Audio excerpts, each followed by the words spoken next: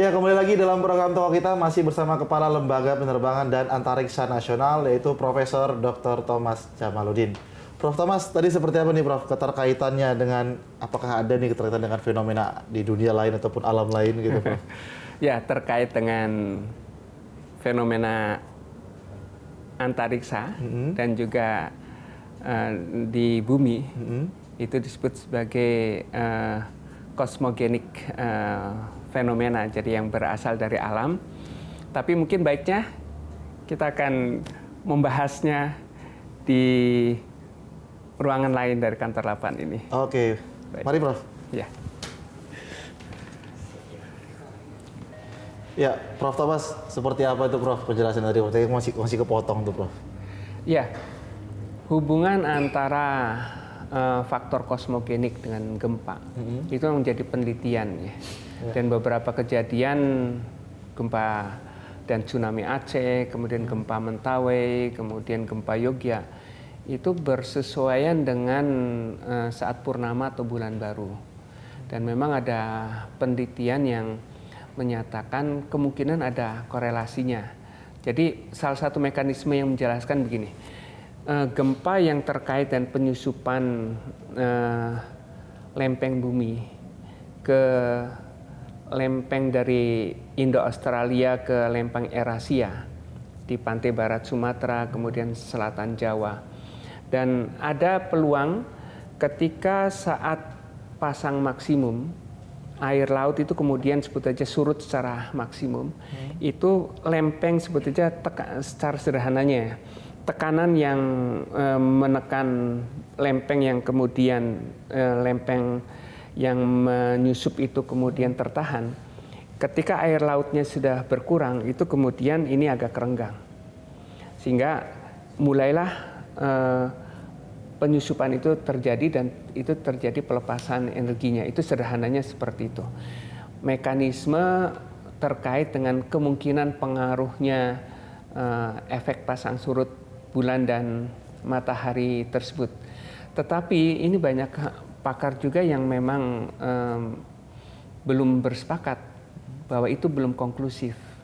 Jadi hubungan antara pasang maksimum pada saat bulan baru atau bulan purnama dan paling segarisnya itu ada saat gerhana, itu tidak kemudian konklusif menyimpulkan pemicu pelepasan energi yang menyebabkan gempa itu disebabkan oleh pasang maksimum bulan atau matahari. Jadi ini memang masih terus diteliti soal apakah betul ada pengaruhnya. Jadi kalaupun ada, itu hanya efek pemicu saja. Bahwa ketika pasang maksimum itu kemudian mempengaruhi sebetulnya pelepasan energi yang menyebabkan terjadinya gempa. Berarti kesimpulannya masih dalam tahapan penelitian ya Prof? Sampai saat ini belum konklusif. Oke, ini ada hal menarik yang ingin kita gali juga Prof.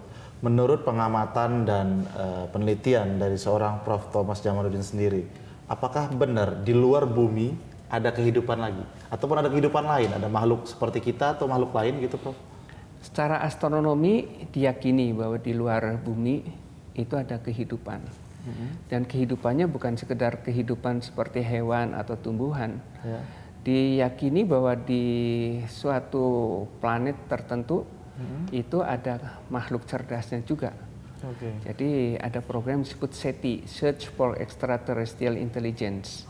Dan menariknya, isyarat adanya kehidupan di luar bumi, dan itu bukan hanya makhluk hidup yang melata atau yang bergerak, tapi juga ada kehidupan. Itu dalam Al-Quran juga disebutkan. Jadi kalau dalam Al-Quran disebutkan man fis samawati wal ard. Man itu sering menunjukkan kata ganti orang. Jadi kalau man fis sama itu orang-orang yang ada di langit dan di bumi itu semuanya sujud kepada Allah. Nah, ada yang mufasir yang mengatakan yang sujud itu adalah jin dan malaikat. Tapi ada ayat Al-Quran yang mengatakan man fis samawati wal ard itu tunduk bersujud kepada Allah. Demikian juga bayang-bayangnya. Kalau dengan demikian juga bayang-bayangnya itu bukan jin dan malaikat, berarti itu ada makhluk fisik. Jadi ada yang disebut man, yang serupa dengan manusia, itu dalam Al-Quran. Nah, dalam astronomi juga diyakini bahwa kehidupan itu ada. Sehingga studi khusus terkait dengan kehidupan di luar bumi itu ada yang disebut sebagai bioastronomi. Menggabungkan antara biologi dan astronomi, mengkaji indikasi-indikasi kehidupan di luar bumi. Ciri-ciri adanya kehidupan di luar bumi itu yang sedang dicari. Pertama, bahwa kehidupan itu mensyaratkan air dalam kondisi cair. Yeah. Maka dicari planet-planet yang disebut berada pada jarak yang disebut habitable zone, zona layak hidup. Bumi ini termasuk zona layak hidup karena suhunya itu tidak terlalu panas dan tidak terlalu dingin yang memungkinkan air dalam kondisi cair. Maka di planet lain, di bintang lain pun dicari planet yang jaraknya dari bintang induknya itu memungkinkan suhunya tidak terlalu panas. Kalau terlalu panas, air akan berubah menjadi uap, dan tidak terlalu dingin yang menyebabkan air berbentuk es. Jadi mestinya dalam suhu yang menyebabkan air dalam kondisi cair. Karena untuk kehidupan, metabolisme kehidupan yang kita kenal sebagai makhluk hidup itu memerlukan air dalam kondisi cair. Jadi sekarang sedang dicari planet-planet ekstra solar planet, planet-planet di luar tata surya. Itu yang jaraknya dari bintang memungkinkan air dalam kondisi cair. Nah, itu yang sedang dicari. Nah, hal yang lain juga diyakini bahwa di luar sana itu ada kehidupan yang cerdas. Amerika menyebut dari dahulu, Prof, adanya alien. Itu benar ada, Prof? Ya, alien itu sering itu antara science fiction dan betul-betul sains. Jadi yang dimaksud alien itu adalah kehidupan di luar bumi. Diyakini juga memang ada, dan itu yang sekarang sedang dicari dalam proyek SETI misalkan, Search for Extraterrestrial Intelligence. Jadi dipasang antena besar yang itu dibentuknya di lembah gunung untuk bisa menerima sinyal radio dari bintang-bintang yang jauh. Dan dicari sinyal radio yang bukan sinyal alami. Karena sinyal radio itu ada yang dari matahari ada, dari bintang-bintang ada.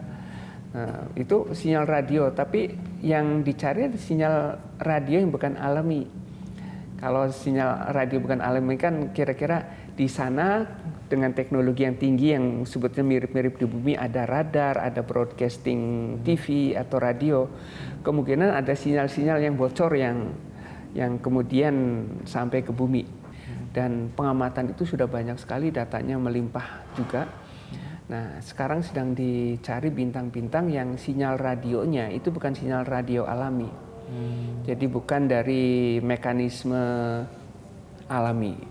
Nah, kalau itu betul ada sinyal-sinyal yang non alami, diduga di sana memang sebetulnya ada alien cerdas, ada kehidupan yang cerdas. Dan ternyata banyak bintang juga yang dideteksi mempunyai sinyal-sinyal yang non-alami. Problemnya itu untuk membuktikan adanya kehidupan di sana itu memang tantangan yang luar biasa. Untuk menyimpulkan adanya planet saja, itu teknologinya luar biasa. Supaya memisahkan antara bintang hanya sebagai satu titik cahaya dan planet itu hanya yang dilihat dari segi menghalangi cahaya bintang tersebut. Nah, kemudian dari model fisisnya nanti bisa dihitung seberapa besar planetnya dan seberapa jauh dari bintangnya, kemudian suhunya berapa. Nah, tapi kalau kemudian bisa disimpulkan di sana suhunya memungkinkan air dalam kondisi cair. Nah, itu dicari lagi dengan teknik astronomi apakah ada spektrum yang mengindikasikan di sana ada unsur-unsur organik. Nah, unsur-unsur organik itu yang nantinya mengindikasinya ada kehidupan. Nah, tapi membuktikan bahwa betul di situ ada makhluk hidupnya itu sesuatu yang sampai saat ini teknologinya belum ada. Sehingga ketika orang sebut aja ada piring terbang, ada UFO, itu secara astronomi tidak diakui. Itu disebut sebagai sains semua atau pseudoscience. Kemudian seperti apa imbauan Prof. Thomas kepada masyarakat maupun anak muda yang senang dengan dunia astronomi? Astronomi itu memang sekarang diupayakan ada popularisasi astronomi. Karena astronomi itu ilmu yang menarik dan menantang keingintahuan. Astronomi itu bisa menjadi alat untuk mempopulerkan sains supaya generasi muda menyukai sains. Sains itu tidak rumit kalau kita mempelajarinya dengan senang dan karena ada keingintahuan. Jadi ya pesan ke generasi muda, kalau kita ingin menggali rahasia alam, ya gunakan sains, salah satunya dengan astronomi, dan dengan sains tersebut kemudian dikembangkan teknologinya. Harapan mengembangkan teknologi roket, satelit, aeronautika, semuanya itu menjadi tantangan generasi muda Indonesia. Untuk bisa mengembangkan, dan kita tidak boleh kalah dengan negara-negara maju untuk mengembangkan iptek penerbangan dan antariksa. Ya pemirsa, demikianlah bincang-bincang kami bersama Kepala Lembaga Penerbangan dan Antariksa Nasional. Ya, kesimpulannya adalah dunia astronomi merupakan dunia yang sangat unik karena di dalamnya kita bisa mempelajari tentang ilmu di luar angkasa ataupun di luar bumi. Akhir kata, saya Wahyu Diritonga mewakili seluruh kerabat dan kru JAK TV yang bertugas mengucapkan terima kasih atas perhatian Anda. Sampai jumpa. Terima kasih ya, Prof. Terima kasih.